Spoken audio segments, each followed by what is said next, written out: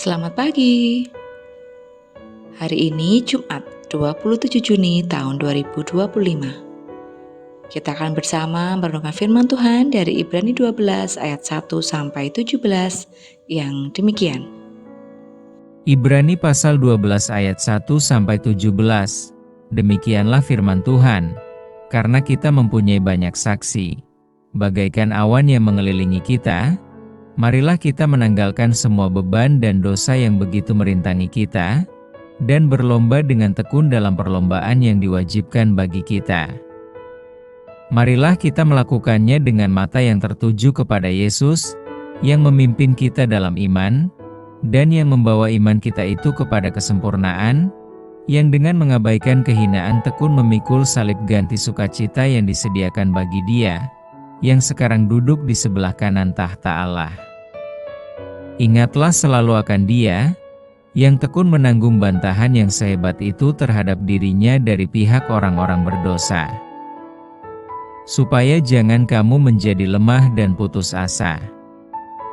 Dalam pergumulan kamu melawan dosa, kamu belum sampai mencucurkan darah. Dan sudah lupakah kamu akan nasihat yang berbicara kepada kamu seperti kepada anak-anak? Hai anakku, janganlah anggap enteng didikan Tuhan, dan janganlah putus asa apabila engkau diperingatkannya, karena Tuhan menghajar orang yang dikasihinya, dan Ia menyesah orang yang diakuinya sebagai anak. Jika kamu harus menanggung ganjaran, Allah memperlakukan kamu seperti anak. Di manakah terdapat anak yang tidak dihajar oleh ayahnya? Tetapi, jikalau kamu bebas dari ganjaran yang harus diderita setiap orang, maka kamu bukanlah anak, tetapi anak-anak gampang. Selanjutnya, dari ayah kita yang sebenarnya kita beroleh ganjaran. Dan mereka kita hormati. Kalau demikian bukankah kita harus lebih taat kepada Bapa segala roh, supaya kita boleh hidup? Sebab mereka mendidik kita dalam waktu yang pendek sesuai dengan apa yang mereka anggap baik, tetapi Dia menghajar kita untuk kebaikan kita, supaya kita beroleh bagian dalam kekudusannya. Memang tiap-tiap ganjaran pada waktu ia diberikan tidak mendatangkan sukacita, tetapi duka cita. Tetapi kemudian ia menghasilkan buah kebenaran yang memberikan damai kepada mereka yang dilatih olehnya. Sebab itu kuatkanlah tangan yang lemah dan lutut yang goyah, dan luruskanlah jalan bagi kakimu, sehingga yang pincang jangan terpelecok, tetapi menjadi sembuh. Berusahalah hidup damai dengan semua orang dan kejarlah kekudusan, sebab tanpa kekudusan tidak seorang pun akan melihat Tuhan. Jagalah supaya jangan ada seorang pun menjauhkan diri dari kasih karunia Allah, agar jangan tumbuh akar yang pahit yang menimbulkan kerusuhan dan yang mencemarkan banyak orang. Janganlah ada orang yang menjadi cabul atau yang mempunyai nafsu yang rendah seperti Esau, yang menjual hak kesulungannya untuk sepiring makanan. Sebab kamu tahu, bahwa kemudian, ketika ia hendak menerima berkat itu, ia ditolak, sebab ia tidak beroleh kesempatan untuk memperbaiki kesalahannya, sekalipun ia mencarinya dengan mencucurkan air mata.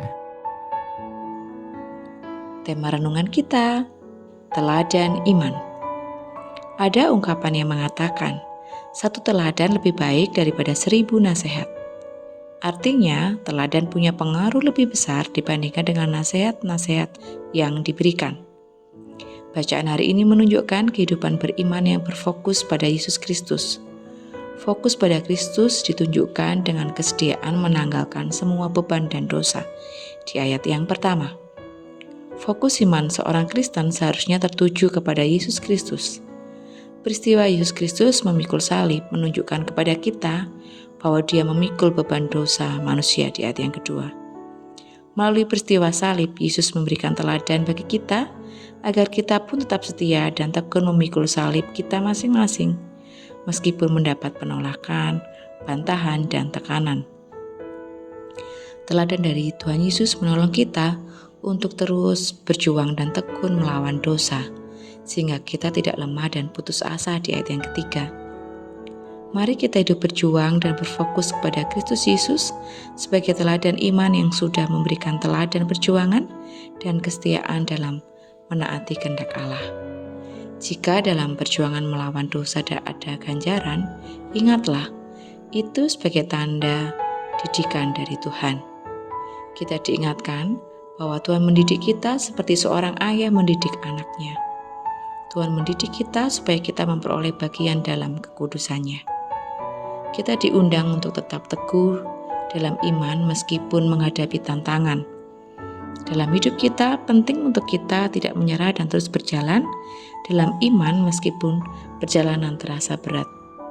Kita harus menjauh dari kebiasaan buruk dan mencari cara untuk hidup lebih baik, menerima koreksi dan pembelajaran dengan hati terbuka sebagai bagian dari pertumbuhan rohani. Perjalanan iman seseorang Kristen dalam melawan dosa dinyatakan dengan hidup damai dengan semua orang dan mengejar kekudusan. Janganlah kita menjauhkan diri dari kasih karunia Allah, sebab Kristus sudah memberi teladan dengan memikul dosa-dosa kita. Kristus menang dan telah duduk di sebelah kanan Allah. Oleh karena itu, kita pun harus tetap berjuang sampai Kristus datang kedua kalinya ke dunia. Mari bersama kita berdoa. Terima kasih Tuhan, Kau selalu menguatkan dan memampukan kami untuk boleh tetap hidup di dalam dunia ini. Tuhan, mampukan kami untuk boleh kuat melawan dosa, kuat dengan segala godaan yang kami hadapi dalam kehidupan kami.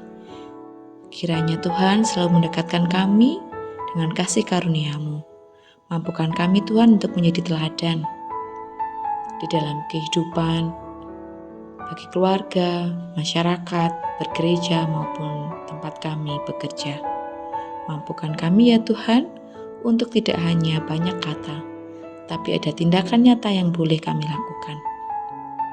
Terima kasih Tuhan, kami yakin dan percaya Engkau selalu menolong kami untuk boleh menjadi teladan yang baik bagi sekitar kami. Di dalam nama Tuhan Yesus kami berdoa dan mengucap syukur. Haleluya, amin. Selamat beraktivitas, Tuhan Yesus memberkati.